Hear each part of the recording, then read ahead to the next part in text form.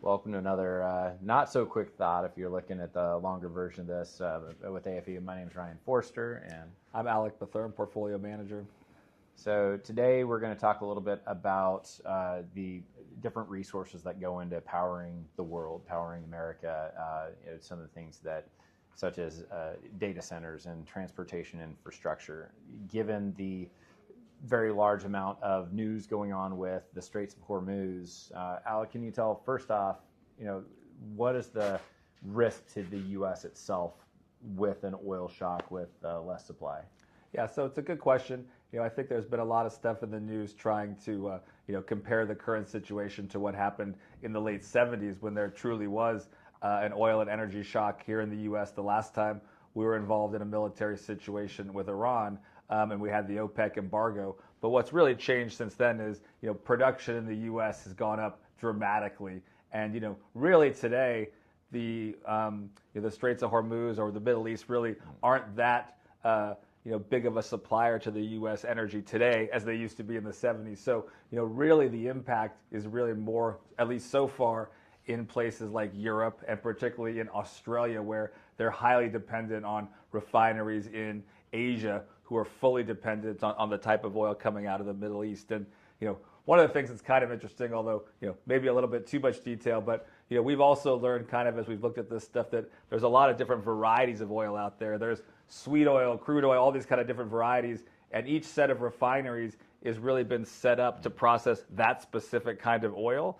And so, the oil that comes out of the Middle East is a specific variety. And as we just said, that's not really the variety that we refine here in the U.S. That's the variety that's refined in other parts of the world. And so that's why the impact really so far has been more in those parts of the world than domestically. So oil is always going to be a headline. And for our audience, headlines are meant to sell, not to necessarily create any sort of certainty. Recalling back in 2014 when we had the U.S. energy renaissance, when we were going to be gross natural net exporters of both oil and natural gas. The fields were huge. Everything was wonderful. And then, what was that? Ukraine 1.0, huge shocks. However, when you look at higher oil prices, you also have higher value extraction fields. The Canadian oil sands became accessible over $70 a barrel. Do you see any untapped oil reserves that are happening because of the higher oil prices we're at right now? Yeah, so that's one important thing to remember is, oil is a commodity, right?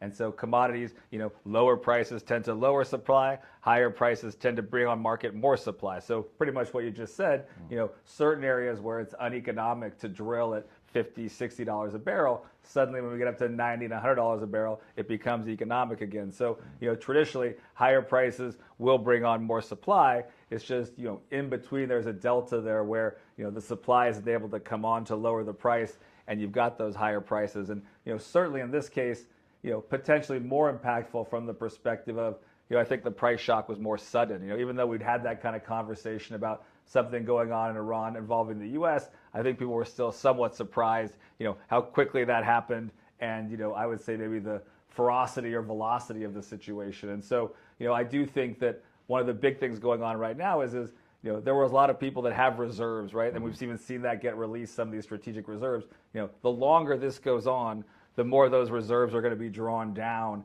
and then people are really going to be, reliant on, new supply from Hormuz and that kind of thing. So I'm not sure we've really seen the true impact from an industrial perspective.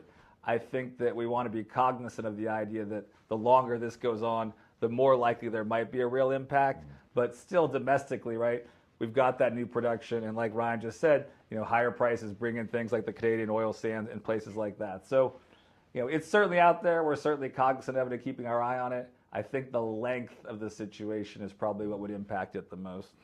So shifting little gears, when we look at the gas as a fossil fuel, oil and gas as a fossil fuel, and that's really what gets transportation going. The big buzzword right now is AI and data centers. And so we see a couple different places in a lot of the fields that are going up. For those who haven't really dove in a lot into these, they're annexing these very large plots of land out in the middle of absolutely nowhere, which do not have a lot of infrastructure. And so there's a couple ways to get electricity to these data centers to run all this that we're enjoying right now. When you consider solar and wind, I mean, what do you see as far as opportunity for green renewables right now? Yeah, I mean, so some of that, right? A lot of that kind of growth, maybe in the last decade or so, was largely a function of government subsidies, of people, of the government being kind of very thoughtful about subsidizing those certain types of energy. I mean, the fact is, although the technology continues to get better and better, particularly on solar, that it's still cheaper to have natural gas or oil for the most part to kind of power these various facilities. And as those subsidies have been withdrawn, people have been more likely to go back to some of the more traditional kind of oil and gas. But I think gas in particular, is particularly compelling right now. Kind of like what you just said, you've got these big facilities in the middle of nowhere. You've got these various gas pipelines that have been built in the last 15, 20 years. A lot of that eventually to get down to Louisiana for kind of liquid natural gas distribution. But as those pipelines are passing these various facilities, what they're starting to do is almost build their own pipeline off of the main pipeline. It's kind of very similar to what happened back in railroads. You'd have the main railroad coming through, and you'd have an off-ramp of the railroad into the Ford factory or something like that. That's what they're trying to set up today. It should be extremely incrementally positive for demand for natural gas going forward. That's actually probably why we like that area in general, particularly since in these big, large exploration areas for the United States, it really hasn't been cost effective for a long time to move the natural gas. In fact, they've just been burning off the natural gas at a lot of these places. Now they've got pipelines in place, they're going to get distribution, and that should fill some of the demand of these data centers and that kind of thing.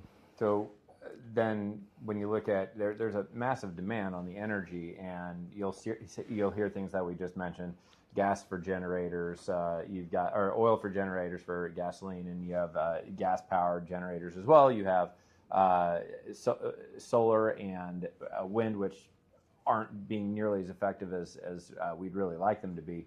The next thing that I've heard a few times is nuclear. Now, when you're considering that, what's the build cycle? How long out are we looking to be able to have nuclear as a solution for powering AI?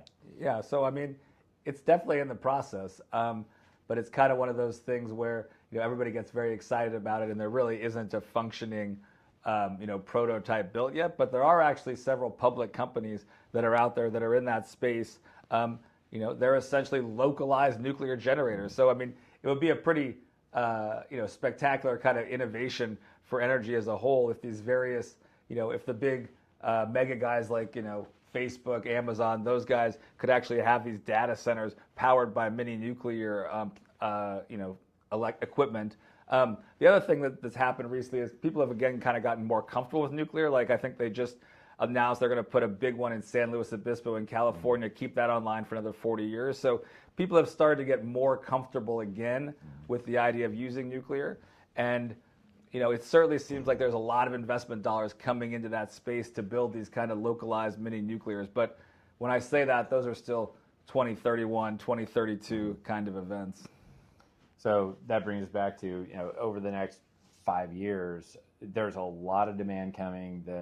Probably one of the fears that I've seen is that the demand for data centers and for all this computing and all this power is coming to a crescendo.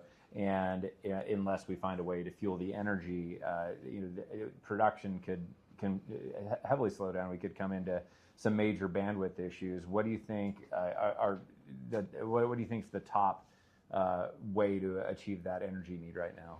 Yeah, I mean, it probably is natural gas, because natural gas kind of checks all the boxes. It actually is environmentally friendly compared to oil, in particular because we've been burning it off. And so, I think that is going to be kind of where a lot of the demand is going to come from, particularly as these pipelines have gone into the ground and there is capital available to extend these pipelines to the various data centers. Because if you spent $10 billion to build a data center and you can't power it, there's no point in the data center. So there's certainly capital flowing to kind of supply these places with energy. And we've actually done a little bit of work with a couple of energy companies, particularly one investment that we really like on the natural gas side. And so we've gotten kind of better insight into how that's developing. And there certainly is demand. And the other kind of neat thing is the AI is kind of working together, because the natural gas guys are telling us that the implementation of new technology is allowing them to pull more gas from the ground than they could previously. It's allowing them to find gas in places where they couldn't before. So that's kind of a neat, cross evolution, if you will, right? You've got this huge supply or huge demand for energy. Americans and just humans in general are pretty good at figuring out ways to fulfill demand. And so you've got that kind of cross of huge demand. That means dollars are going into ways to figure out how to supply that demand. And that means we're getting innovation on the energy side that's driving, all kinds of incremental investment on the gas side in particular. And it essentially definitely drives a lot of innovation, a lot of invention. So, Alec, if we look at the energy sector in general, the just absolute need and hunger for electricity and for power, are you worried about our productive capacity, or is this more of a shifting resources to meet demand? Yeah, I mean, I think domestically, right, we keep finding more production capacity. It goes back to what we just said.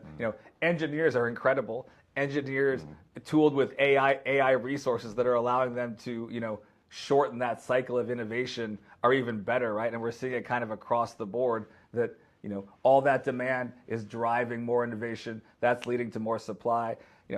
I don't anticipate there's going to be any less demand for energy going forward. If we just think about globalization and all those kinds of things, right? There's still large portions of the world that don't have the energy resources that we have. There's lots of people living in places without eight plugs in the room, or a gas station down the street, or all those kinds of things. So I mean, as third world kind of goes second world, first world, you're just going to have that incremental energy demand.